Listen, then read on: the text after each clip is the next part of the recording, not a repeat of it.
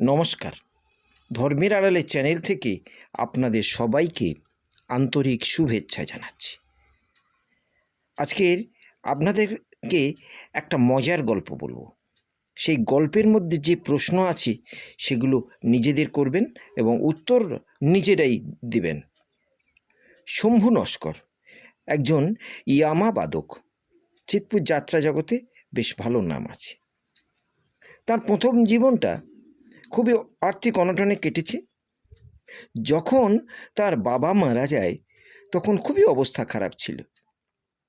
তা সত্ত্বেও তিনি বাবার যা যা পারলৌকিক ক্রিয়া করা দরকার, আদি শ্রাদ্ধ, তার পরের বছর বাৎসরিক সপিণ্ডকরণ শ্রাদ্ধ, সমস্ত কিছু করা হয়েছে।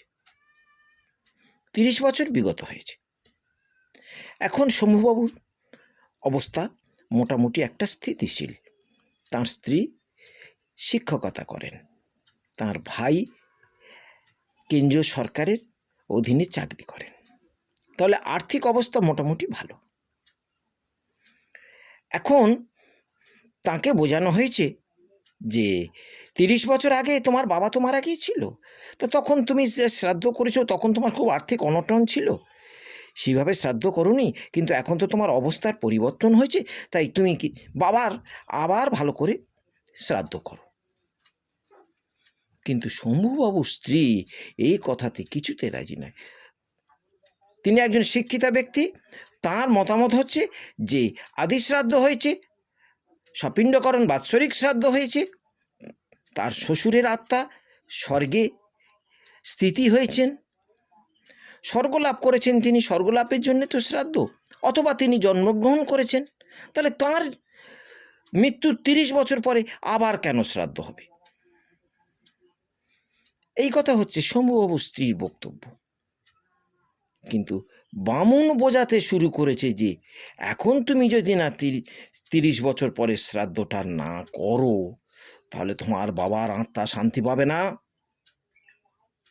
বাবা পরলোকে থেকে দেখছে তো তোমার কি অবস্থা, তখন তুমি কিভাবে শ্রাদ্ধ করেছিলে, এখন একটু লোকজন খাইয়ে ভালো করে খরচা টরচা করে করো, তোমার অবস্থাটা পরিবর্তন হয়েছে। শম্ভুবাবু বললেন তাহলে ঠিক আছে, হবে। এবারে শম্ভুবাবু স্ত্রী স্কুলে গিয়েছেন। ঠিক সেই ফাঁকে বামুন একটা লম্বা ফর্দ নিয়ে এসে হাজির। 30 বছর, তাহলে 30 কেজি চাল, 30 কেজি ডাল, বেশি ধরেনি, বছরে 1 কেজি করে ডাল, 30টা মাছ দেবে, 1 কেজি করে দিতে হবে না, 200-250 করে দিলে হবে, 30টা ধুতি আর 30টা শাড়ি। শম্ভুবাবু বললেন 30টা শাড়ি কি হবে, আমার বাবা ধুতি দেবে, 30টা শাড়ি কে? বলে এই তোর মার দিবি নি, বাবা শ্রাদ্ধ করবি আর মার দিবি নি, শুধু বাবার দিবি? 30টা ধুতি দিতে হবে, তার সঙ্গে তো বাবার সঙ্গে মার দিতে হবে, তো 30টা শাড়ি দিবি। এবারে ফল আছে, মিষ্টি আছে, এসব তো দিবি, এসব সব কিছু আছে তো, এগুলো সব দিতে হবে, না হলে বাবার আত্মা ভালোভাবে শান্তি পাবে। একদম আত্মা শান্তি পাওয়ার জন্য এইসব ফর্দরদ্দ করে দেওয়া হয়েছে, ব্যবস্থা করে দেওয়া হয়েছে। আর ওই শেষকালে, পর্দের শেষকালে দেখা গেল সেখানে লেখা হয়েছে 1 টিন সর্ষের তেল। শম্ভুবাবু বললেন 1 টিন সর্ষের তেল কি হবে? বলে ও তুই বুঝবি নি, বেদের ভাষা, বিধান, বেদের বিধান, ভাষা আছে, ভাষা আছে, এই জন্য এটা 1 টিন সর্ষের তেল লিখেছে। তাহলে নাও ফর্দটা নাও, এইভাবে বাজার টাজার করবে, অমুক দিন কাজ টাজ হবে। শম্ভুবাবুর বাড়িতে ঢোকার 2টো পথ, এক সদর আর এক পিছনে। শম্ভুবাবুর স্ত্রী কখন যে বাড়িতে ঢুকেছিলেন এরা কেউ টের পায়নি। বারান্দায় বসে এরা আলোচনা করছে, বামুন আর শম্ভুবাবু আলোচনা করছে, ফর্দ দেওয়া হবে, ফর্দ নেবে। বামুন যখন ফর্দ দেবে ঠিক সেই সময় শম্ভুবাবু স্ত্রী অনেক আগে এসে গেছে, শুনেছেন সব।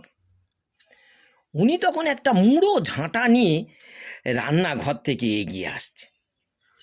যেই দেখেছেন যে শম্ভুবাবু স্ত্রী ঝাঁটা নিয়ে এগিয়ে আসছে, বামুন সেই সময় ফর্দটা হাতে করে নিয়ে আর বারান্দা থেকে ঝাঁপ মেরেছে। যেই ঝাঁপ মেরেছে অমনি কাঁচা খুলে গেছে। ওই কাঁচা হাতে করে ধরে নিয়ে ছুটছে। কিছু দূর যাওয়ার পর একটা ড্রেন ছিল, সেই ড্রেনটা জল আর কাদায় মাখামাখি। এখন বৃষ্টি হলে জল যাতায়াত করে, জলে কাঁধে মাখামাখি, নোংরা অবস্থা। আর ওখানে ওই বাচ্চারা পটি করলে সেই হাগিসগুলো ওখানে ফেলে। মামুন ঝপ করে সেই ড্রেনে গিয়ে পড়েছে।